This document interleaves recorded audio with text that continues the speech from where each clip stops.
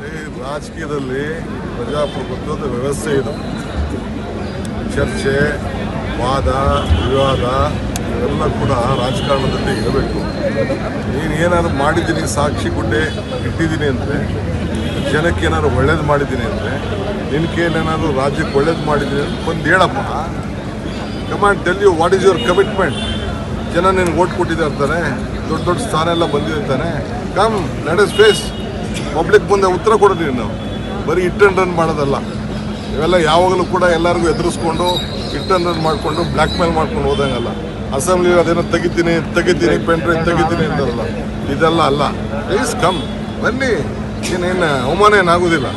ಬರಲಿಲ್ವಾ ಸಾತ್ತೂರ್ಗೆ ನಾನು ಈ chief minister ಆಗಿದ್ದಾಗ, ನೆನಪಿದೆಯಾ? So will face. Come on, public ಏನು ಮಾಡಿದ್ಯಾ ನೀನು ಹೇಳೋ, ನಾವು ಹೇಳಿದ್ದೀವಿ. ನಂದೇನು ಉಳುಕಿದೆ ತೆಗಿ, ನಿಂದೇನಿದೆ ತೆಗಿಯೋಣ, ನಾನೇನು ಮಾಡಿದ್ದೀನಿ ತೆಗಿಯೋಣ, ನೀನೇನು ಮಾಡಿದ್ಯಾ ಅಂತ ಮಾತಾಡೋಣ.